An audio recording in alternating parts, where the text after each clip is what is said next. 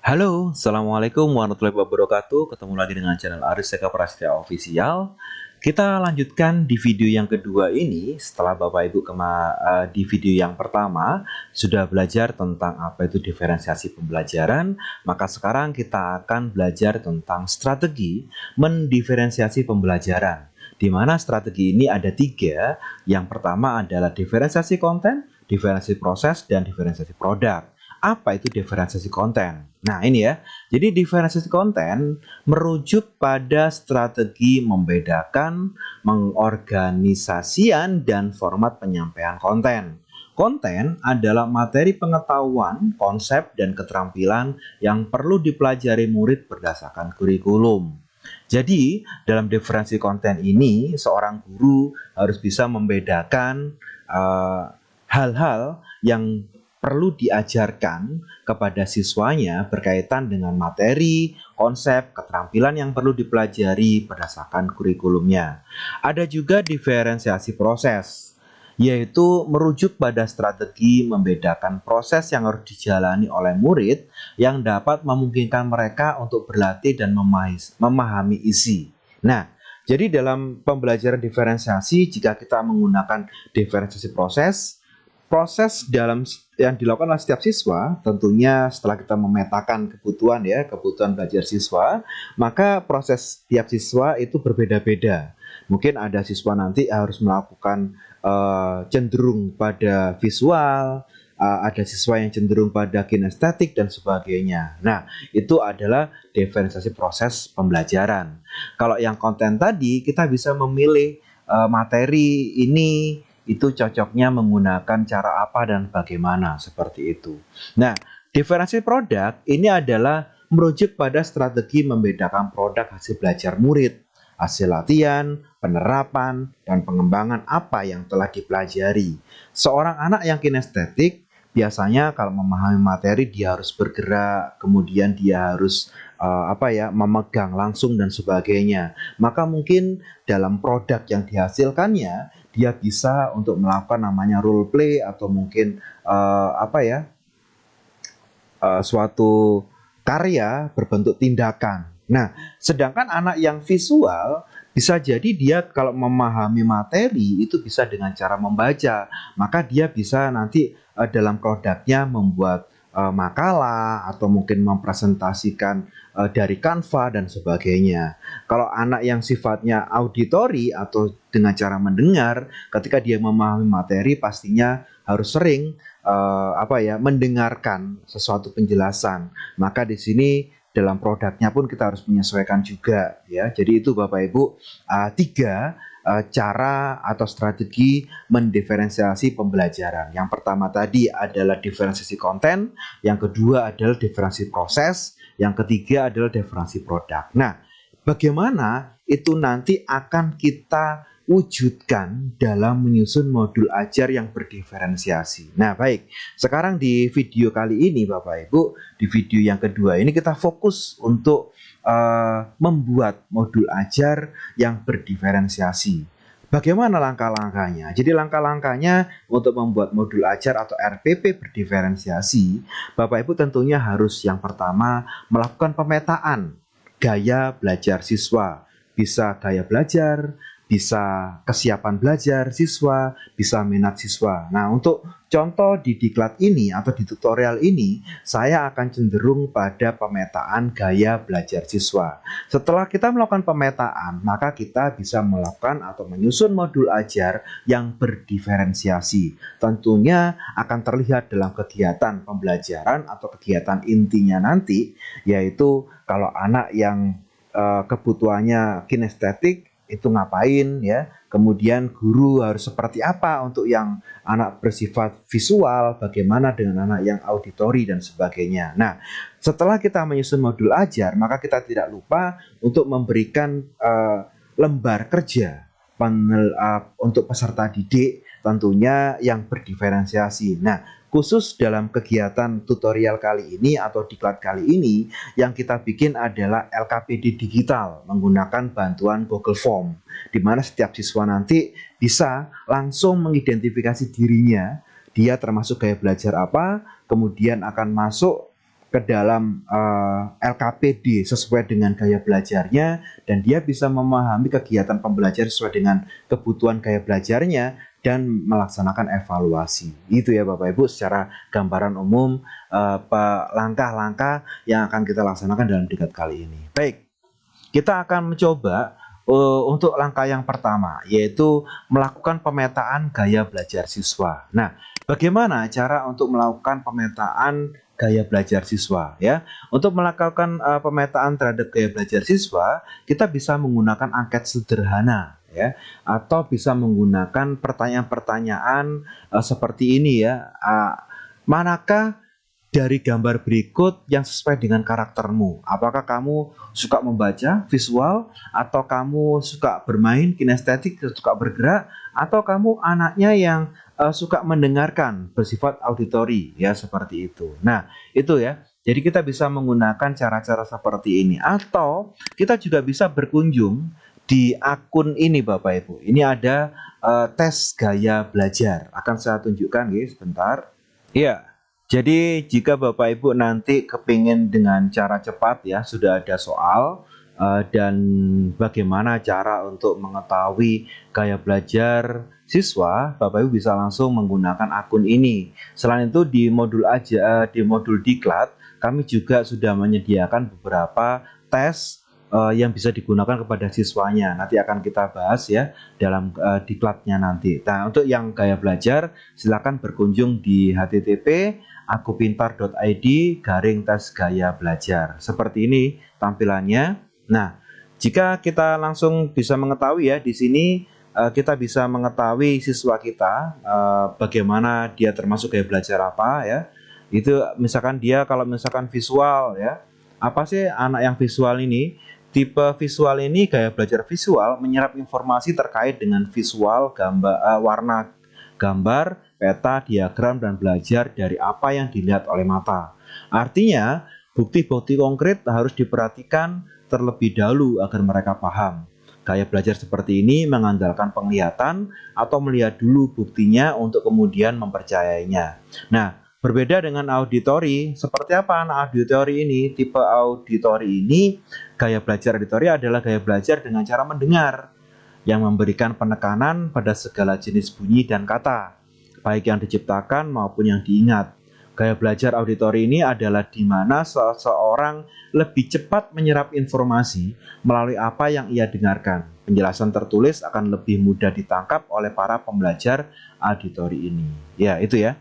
Nah, sedangkan yang kinestetik, gaya belajar kinestetik dapat belajar paling baik dengan berinteraksi atau mengalami hal-hal di sekitarnya. Nah, itu ya. Gaya pembelajaran kinestetik cenderung mampu memahami sesuatu dengan adanya keterlibatan langsung daripada mendengarkan ceramah atau membaca dari sebuah buku.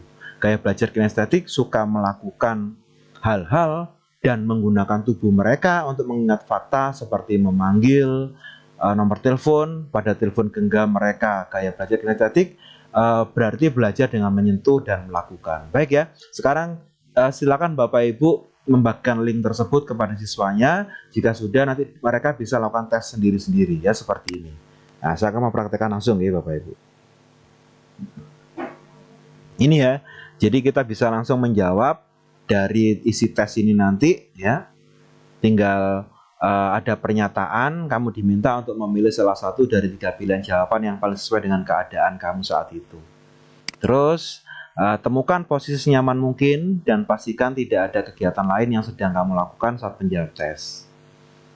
Terus jawablah setiap pertanyaan dengan jujur. Setiap soal dalam tes ini hanya bisa 1 kali, jadi kerjakanlah dengan teliti. Nah, jika sudah paham, klik tombol mulai sekarang. Kita mulai ya. Nah, ini Bapak Ibu, silakan diisi. Apa ya? Nah, ini kayaknya saya harus membaca petunjuknya terlebih dahulu. Pasti melihat map kalau saya. Nah, ini karena ini kejujuran ya, berarti saya ini tipikal apa nanti bisa kelihatan. Saya biasanya mengikuti petunjuk resep tertulis, menulis instruksi untuk mereka, benar, cenderung mengatakan, dengarkan, lihat bagaimana saya melakukan. Nah, oke, ke museum ya. Nah, ini contoh saja, saya jawab Bapak Ibu ya. Juga ada soal-soal berikutnya seperti ini. Nah, ini sesuai dengan siswa kita nanti ketika dia menjawab sesuai dengan yang dia lakukan atau sesuai dengan kebutuhannya dia, maka luang saya ngobrol dengan teman atau apa loh kan Bapak Ibu ya, ini bisa digunakan ya, cocok ya. Nah, kalau anak yang nonton televisi, nonton film, ini biasanya anak yang visual. Ngobrol dengan teman, ini biasanya anak yang melakukan aktivitas fisik yang kinestetik ya, seperti itu.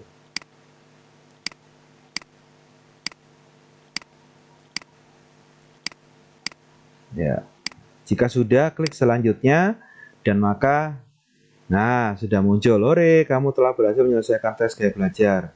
Pengen lihat hasilnya? Klik lihat hasilnya." Kita lihat, kamu termasuk tipe yang visual 100%. Nah, itu contohnya ya. Jadi kita bisa Bapak Ibu menggunakan link ini tadi itu kepada siswa kita sehingga langsung bisa ketahuan, oh siswa ini visual, oh siswa ini auditory, oh siswa ini yang kinestetik, seperti itu. Nah, baik itu ya Bapak Ibu ya. Ini sudah saya kasih penjelasan. Nah, dengan menggunakan angkat ini, maka guru akan lebih mudah untuk memetakan gaya belajar siswa. Misalkan di kelas ada 35 atau 36 siswa, mereka mengerjakan semua ini bersama-sama. Nanti langsung, ayo, siapa absen 1? Oh iya Pak, saya visual. Oh kamu apa? Kinestetik. Oh saya lebih besar yang auditori Pak. Nah, maka kan kita bisa membuat yang namanya pemetaan di dalam kelas tersebut. Ini contoh ya. Kalau seperti ini hasilnya, maka dia termasuk yang visual karena lebih banyak 53% yang visual, sedangkan auditorinya 40%. Nah, ini Bapak Ibu ya. Jadi sekarang kita bisa menerapkan pembelajaran berdiferensiasi, yaitu dengan langkah yang pertama tadi, yaitu kita bisa melakukan pemetaan ya, pemetaan pada siswa kita, yaitu terutama dengan gaya belajarnya. Nah, sekarang apa sih ciri-ciri penerapan pembelajaran berdiferensiasi? Nah, ini Bapak Ibu ya. Jadi, jika kita menggunakan pembelajaran berdiferensiasi, kita bisa mengenal murid-murid kita lebih baik. Ya, contohnya hafal nama anak, karena sudah terdiferensiasi ya, tahu latar belakang keluarga anak dengan cara sering bertanya pada mereka ya, paham gaya belajarnya, kemudian melalui tes diagnosis maupun non akademik ya, paham kesiapan belajar anak dan paham karakter serta kepribadian anak, nyaman bergaul dan berlama-lama dengan siswa ya, seperti itu. Nah, terus kemudian selain mengenal murid lebih baik, jika kita menggunakan pembelajaran berdiferensiasi, anak-anak itu mendapatkan ruang pilihan yang leluasa. Ya, maksudnya apa? Siswa itu diberikan kemerdekaan, kebebasan dalam menentukan hasil karya yang dibuat. Ya, ini yang diferensiasi produk tadi ya. Terus kemudian siswa itu diberikan keleluasaan cara mengerjakan tugas. Murid bisa bisa secara individual, bisa berkelompok, bisa dengan membaca buku paket, bisa dengan menyimak video, bisa dengan menyimak sumber di internet. Ini termasuk diferensiasi proses ya. Siswa mendapatkan pilihan materi yang hendak dipelajari sesuai dengan level kesiapan belajar dan kecenderungannya atau kecenderungan minatnya. Ini yang dikenal sebagai diferensiasi konten tadi ya. Misalnya pada pelajaran matematika, karena setiap berangkat dari titik awal yang berbeda level pemahamannya, maka guru memberikan pilihan materi untuk level yang berbeda-beda. Ya, ada yang low, ada yang middle, atau yang high, ya, seperti itu. Dalam pelajaran bahasa Indonesia, ketika apresiasi sastra, anak-anak diberikan kebebasan karya sastra, siapa saja yang hendak dibahas. Itu untuk yang diferensiasi konten, ya. Juga anak bisa diberikan keleluasaan dalam membuat kelompok sesuai dengan gaya belajarnya dan minatnya. Itu termasuk diferensiasi learning profile seperti itu, ya. Jadi pada satu pertemuan tidak harus semua jenis diferensiasi dilakukan. Bisa hanya sebagian saja, bahkan bisa satu saja, misalnya diferensi produk saja. Nah, kalau saya pernah Bapak Ibu melaksanakan itu, yang sering adalah diferensiasi gaya belajar yang saya nanti hasilnya pada diferensi proses seperti itu. Nah, yang ketiga apa? Yaitu memberikan kesempatan anak untuk refleksi dan berinisiatif. Nah, misalnya dengan menerapkan know, sudah tahu, paham, want to know, yang ingin diketahui, dipelajari lebih lanjut, how, cara yang hendak saya lakukan, learn, atau hal-hal baru yang sudah saya pelajari. Ya itu Bapak Ibu. Terus yang keempat apa? Pembelajaran yang kontekstual. Ya, materi disesuaikan dengan dunia sekitar atau disesuaikan dengan pengalaman anak di dunia nyata. Misalnya, dalam pelajaran matematika diberikan soal cerita yang berkaitan dengan kehidupan sehari-hari. Maka di sini akan semakin kontekstual seperti itu. Jadi dia bisa menghubungkan antara dunia nyata dengan dunia materi seperti itu ya. Materinya dengan dunia nyatanya dia seperti itu. Kreativitas itu yang kelima. Pada setiap pembelajaran, guru senantiasa memberikan ruang dan kesempatan bagi anak-anak untuk mengekspresikan kreativitasnya secara bebas. Misalnya membuat peta konsep, membuat infografis, membuat bagan, membuat peta, membuat vlog, membuat rekaman audio dan sebagainya. Yaitu. Yang keenam, growth mindset atau mentalitas tumbuh kembang. Pada setiap pembelajaran, senantiasa anak bertumbuh kembang, pemahaman dan keterampilannya. Misalnya di awal pelajaran si A berangkat dari angka 2. Maka setelah pembelajaran, ada yang bertumbuh kreativitas dan pemahamannya ke angka 3. Yang ketujuh, respect. Ya, setiap anak dalam hubungan dengan temannya atau gurunya, staff senantiasa dalam suasana yang respect, saling menghargai satu sama dengan yang lainnya. Dan yang kedelapan, well-being, yaitu segenap kegiatan pembelajaran dan pergaulan di sekolah dalam suasana yang nyaman, hangat, dan menyenangkan. Ya itu ya, itu adalah konsep awal modul berdiferensiasi. Nah sekarang kita akan coba untuk menyusun modul ajar berdiferensiasi setelah kita tahu tadi cara pemetaan dan bagaimana ciri karakter dari pembelajaran berdiferensiasi ya. Jadi ini Bapak Ibu ya, modul ajar itu apa?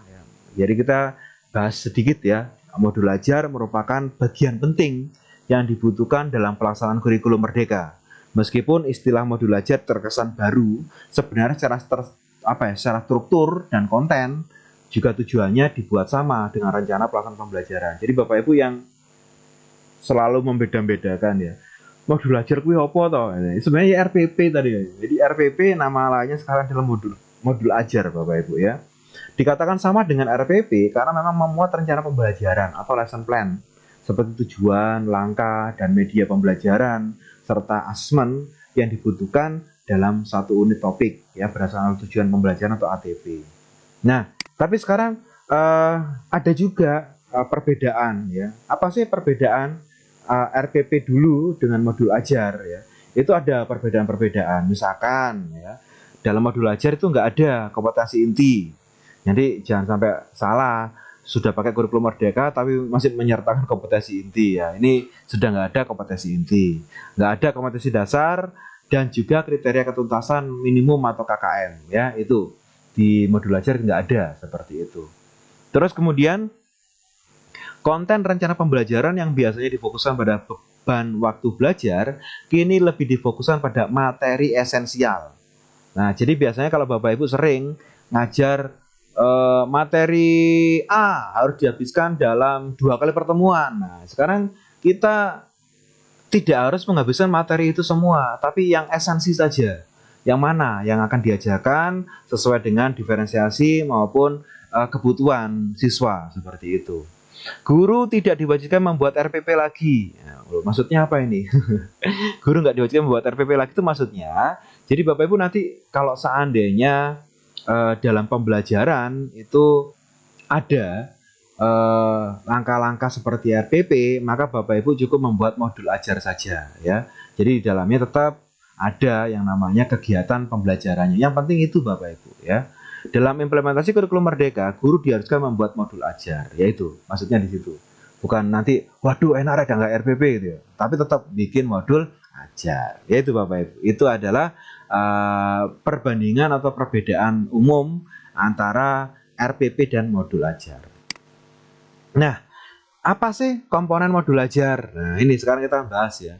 Beberapa komponen dibutuhkan dalam menyusun modul ajar, namun ada juga yang tidak harus dicantumkan di dalamnya ya. Guru juga diberikan kebebasan untuk mengembangkan komponen dalam modul ajar sesuai konteks, lingkungan, dan kebutuhan belajar peserta didik ya. Jadi kalau kita ngelihat di sini komponen modul ajar ya, ada informasi umum, ada komponen inti, ada lampiran. Oke, kita bahas ya Bapak Ibu ya. Ya, jadi informasi umum ini apa saja? Ya, hampir sama ya dengan RPP bagian atas itu loh Bapak Ibu ya, informasi umum ya. Ada identitas penulis modul ya. Kemudian kompetensi awal, profil pelajar Pancasila, sarana dan prasarana, target peserta didik, model pembelajaran yang digunakan. Sedangkan kompetensi komponen intinya yaitu ada tujuan pembelajaran, ada asesmen, ada pemahaman bermakna, ada pertanyaan pemantik, kegiatan pembelajaran, refleksi peserta didik dan pendidik. Ya, itu. Sedangkan lampiran-lampirannya bisa nanti dilampirkan LKPD, pengayaan dan remedial, bahan bacaan pendidik dan peserta didik, ya, glosarium, daftar pustaka. Pendidik atau guru memiliki keleluasaan untuk memilih dan memodifikasi contoh-contoh modul ajar yang tersedia atau mengembangkan modul ajar sendiri sesuai dengan konteks, kebutuhan, dan karakteristik peserta didik. Jadi kalau Bapak Ibu ternyata modul ajarnya belum bikin gitu ya, boleh memodifikasi punya orang lain, nggak apa-apa. Tapi ingat, bisa dimodifikasi mengembangkan sesuai dengan konteks ya, konteksnya apa, kebutuhan siswa bagaimana, karakteristik siswa kita kayak apa ya, seperti itu. Baik, sekarang kita akan mencoba menyusun modul ajar dengan memperhatikan 6 langkah berikut ini. Apa saja langkah-langkah dalam menyusun modul ajar ya? Analisis kondisi dan kebutuhan peserta didik dan satuan pendidikan. Sebelum membuat modul ajar, guru perlu melakukan analisis kondisi dan kebutuhan peserta didik. Dengan begitu, pembelajaran yang akan diberikan bisa sesuai serta dapat dipahami lebih baik ya. Dalam implementasi kurikulum Merdeka, melakukan analisis sangat penting dan direkomendasikan. Guru dapat melaksanakan dengan asesmen diagnostik. Upaya tersebut membantu guru mendapatkan hasil kemampuan siswa, kondisi dan kebutuhan belajarnya. Yaitu Bapak Ibu, pastikan melakukan analisis kondisi dan kebutuhan peserta didik. Minimal pemetaan ya, seperti itu. Terus yang kedua, identifikasi dan menentukan dimensi profil pelajar Pancasila. Ada berapa? Ayo lupa. Ada 1, 2, 3, 4, 5, 6. Ada 6 profil pelajar Pancasila ya. Itu adalah menjadi salah satu fokus dan poin inti dalam implementasi kurikulum Merdeka. Dengan 6 dimensi yang diharapkan dapat membentuk karakter Pancasila pada pelajar. Dalam pelaksanaan pembelajaran, guru dapat memilih 1 atau lebih dimensi ya, minimal 1 nggak apa-apa nih Bapak Ibu ya, sehingga modul ajar yang disusun guru pun disesuaikan dengan materi pelajaran serta dimensi profil yang diinginkan ya. Pastikan di modul ajarnya Bapak Ibu nanti ada profil pelajar Pancasila, misalkan bergotong royong ya, ini ada ya, ada kemudian kebinekaan global, ada kreatif ya, ada yang namanya bernalar kritis, ada juga mandiri, beriman bertakwa, dan sebagainya. Nah, yang ketiga, tentukan alur tujuan pembelajaran yang akan dikembangkan menjadi modul ajar. Nah, ini Bapak Ibu ya konsepnya ya, konsep alur tujuan pembelajaran. Menurut Kemdikbud, konsep dari alur tujuan pembelajaran atau ATP yaitu dimulai dari capaian pembelajaran atau CP ya, merupakan kompetensi yang diharapkan dapat dicapai murid di akhir fase. Sedangkan ATP adalah rangkaian tujuan pembelajaran yang tersusun secara sistematis dan logis di dalam fase pembelajaran ya. Jadi ini seperti ini Bapak Ibu ya. Jadi ini adalah fase A, ada nanti masuk ke fase B, fase C, dan seterusnya. Dan biasanya kalau anak kelas 10 itu fase E, kemudian nanti ada anak kelas 11, 12 fase F ya, seperti itu. Nah, itu jadi Bapak Ibu bisa nanti menentukan dulu alur tujuan pembelajaran yang akan dikembangkan menjadi modul ajar. Nah, jadi alur menjadi panduan guru dan murid untuk mencapai capaian pembelajaran di akhir suatu fase. Tujuan pembelajaran disusun secara kronologis berdasarkan urutan pembelajaran dari waktu ke waktu. Guru dapat menyusun ATP masing-masing yang terdiri dari rangkaian tujuan pembelajaran. Pemerintah akan menyediakan beberapa contoh ATP yang bisa langsung digunakan atau dimodifikasi dan membuat panduan untuk menyusun perangkat ajar. Yaitu Bapak Ibu ya. Jadi Bapak Ibu ini enaknya kurikulum merdeka ya. Kita targetnya apa sih tiap fase kita harus tahu dulu. Nah, maka kita bisa menyusun tujuan pembelajaran di mana tujuan pembelajaran tadi disusun menjadi ATP ya. Oke, lanjut, Bu ya. Sekarang yang keempat apa? Susun modul ajar berdasarkan komponen yang tersedia. Nah, ini setelah mendapatkan hasil dari asesmen diagnostik, menentukan dimensi dari profil pelajar Pancasila serta ATP, berikutnya guru dapat menuangkannya dalam rencana pembelajaran berupa modul ajar. Selain memuat 3 komponen inti, guru dapat mengembangkan, memodifikasi. Guru juga dapat memilih komponen sesuai dengan kebutuhan peserta didik. Nah, sedangkan yang kelima yaitu pelaksanaan pembelajaran. Modul ajar yang telah disusun oleh guru selanjutnya bisa menjadi panduan dalam melaksanakan kegiatan pembelajaran. Yang keenam, tindak lanjut ya. Setelah guru melakukan pembelajaran, guru melakukan evaluasi efektivitas modul ajar dan tindak lanjut untuk pembelajaran berikutnya, yaitu Bapak Ibu. Nah, ini adalah contoh ya sederhana dari modul ajar yang saya ambil dari salah satu guru SD ya kelas 2 ya. Ini ya modul ajarnya adalah modul ajar kurikulum merdeka untuk bahasa Indonesia kelas 2 SD. Ini adalah informasi umum ya, ada penyusunnya namanya Guru Baik. Instansinya ini tahunnya 2023, jenjangnya SD, mata pelajarannya bahasa Indonesia, fase kelas A, fase A untuk kelas 2 ya, 2 SD. Tema atau subtemanya ini ya, tugasku sehari-hari di sekolah ya. Alokasi waktunya 3 kali pertemuan. Nah, kemudian di kompetisi awal, nah ini, siswa dapat memberi beberapa contoh tugas yang dapat dilakukan di sekolah ketika ditanya guru. Siswa dapat mengetahui kosakata berkaitan dengan lingkungan sekitarnya. Profil pelajar Pancasilanya apa? Nah, dimasukkan di sini. Mandiri, bernalar kritis, kepentingan global, gotong royong. Ini satu boleh ya, lebih dari satu juga boleh, 6-6-nya juga boleh ya, nggak apa-apa. Tapi disesuaikan ya dengan materinya Bapak Ibu ya. Sarana prasarananya, sumber belajarnya apa dituliskan, kemudian untuk persiapan ada gambar, postcard, daftar pertanyaan, pematik, diskusi dan sebagainya. Target peserta didiknya adalah peserta didik tipikal atau reguler. Kalau misalnya Bapak Ibu nanti targetnya yang berdasarkan diferensiasi, tulis aja di sini ya. Anak auditori berapa, anak visual berapa, anak kinestetik berapa, seperti itu. Terus juga ada komponen inti, ya, berisi tentang tujuan pembelajaran. Ya, apa sih yang akan tidak dicapai di pembelajaran itu ya? Ternyata tujuannya adalah siswa dapat menyebutkan dengan jelas tugas yang dilakukan di sekolah melalui mengamati gambar dan membaca teks di buku pelajaran. Siswa dapat mengetahui dengan tepat makna kosakata tentang lingkungan geografis, kehidupan sosial, kehidupan ekonomi di sekolah melalui diskusi kelompok. Pemahaman bermaknanya apa? Meningkatkan kosakata siswa dan mendorong kemampuan bekerja sama. Pertanyaan pemantiknya apa? Apa saja tugas yang dikerjakan seorang siswa di sekolah? Sebutkan contoh kata kerja dalam aktivitas sehari-hari, seperti itu. Nah, kegiatan pembelajarannya, nah ini silakan ya Bapak Ibu, ini nanti bebas ya, terserah Bapak Ibu ya, ini biasanya ngapain ya, ini nggak perlu lagi nanti dikasih apa ya, kalau mau dikasih waktu ini lebih bagus lagi ya, kalau misalkan Bapak Ibu nanti kegiatan intinya ada beberapa pertemuan seperti ini dijadikan satu juga boleh, atau mungkin pendahuluan kegiatan inti pertemuan 1 sampai penutup, terus kemudian lagi ya di pertemuan 2 pendahuluan kegiatan inti penutup boleh, nggak apa-apa ya.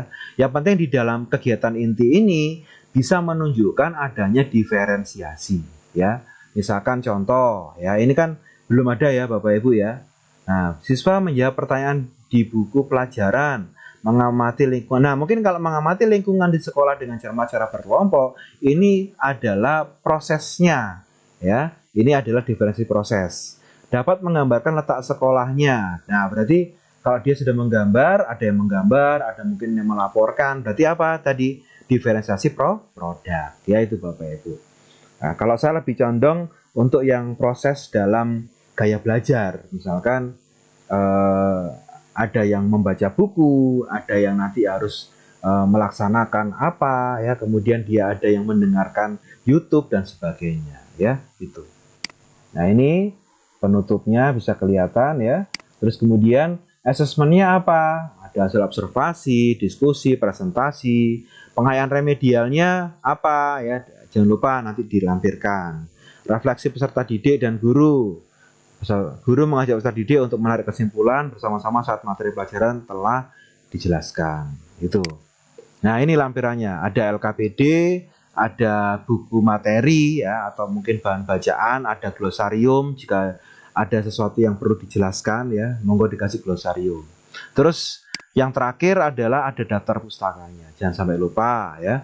Pada komponen terakhir, guru bisa memasukkan format lembar kerja siswa yang digunakan dalam lampiran, rekomendasi bahan bacaan yang mendukung sumber belajar baik bagi guru maupun siswa, glosarium atau istilah-istilah dalam modul ajar yang baru diperkenalkan atau tidak, yang paling tidak umum ditemukan.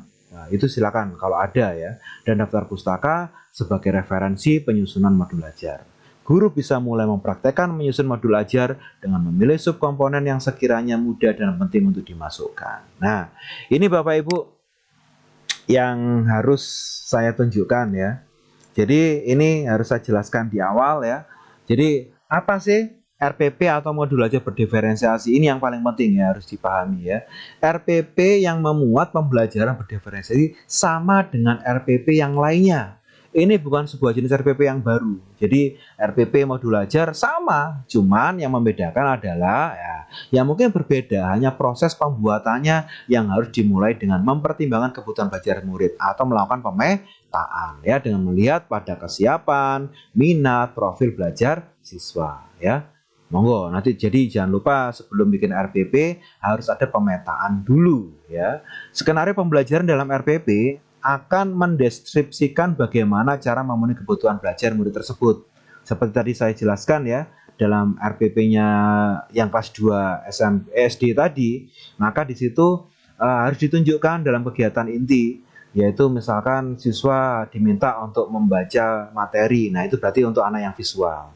Kemudian seandainya khusus anak yang kinestetik diminta untuk membuat yang namanya seperti kayak demo ya, role play atau apa gitu ya, monggo seperti itu namanya diferensi produk seperti itu. RPP yang memuat pembelajaran berdiferensiasi akan mendeskripsikan secara jelas apa yang ingin dicapai tujuan pembelajaran.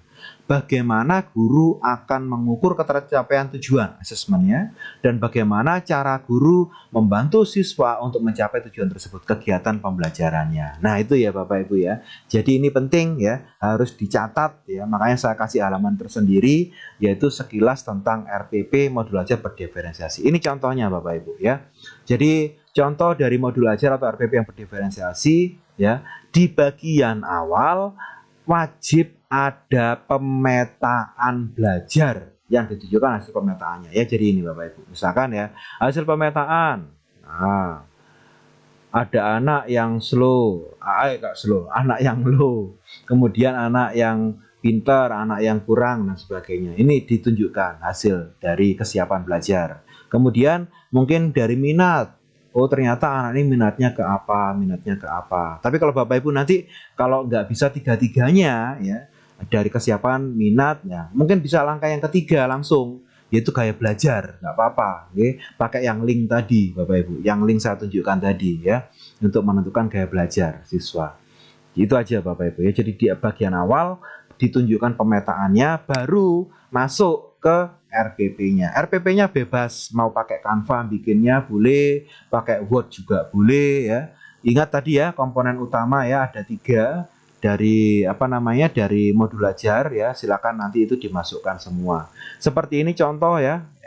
Ini seperti ini ya. Kalau ini ada mapelnya, kelasnya, topiknya tentang apa, strateginya bagaimana, terus kemudian nah di kegiatan pembelajarannya diperlihatkan. Nah, ini. Jadi Bapak Ibu nanti kalau bikin kegiatan pembelajarannya, pastikan gaya belajar siswa itu muncul di sini.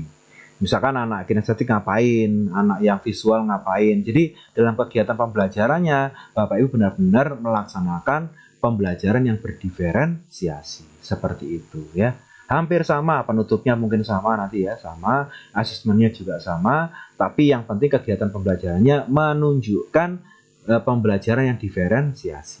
Nah, untuk lebih lengkapnya Bapak Ibu bisa ngelihat di contohnya di sini ya. Ini banyak sekali saya ambilkan dari punyanya teman-teman guru penggerak, kemudian teman-teman yang belajar tentang modul ajar diferensiasi, monggo nanti di-download, di sini ada seperti itu. Nah, nanti Bapak Ibu di video berikutnya kita akan mencoba untuk belajar menyusun LKPD-nya. Seperti yang saya jelaskan di video ini tadi, bahwa ada 3 langkah dalam membuat modul ajar dan LKPD berdiferensiasi. Yang pertama adalah melakukan pemetaan, yang kedua melakukan menyusun modul ajar, yang terakhir adalah membuat lampiran LKPD. Seperti apa? Jangan kemana-mana, tunggu di video berikutnya, yaitu kita akan membahas membuat LKPD berdiferensiasi menggunakan Google Form. Masih di mana? Di Aris Eka Prasetya Official. Terima kasih. Assalamualaikum warahmatullahi wabarakatuh.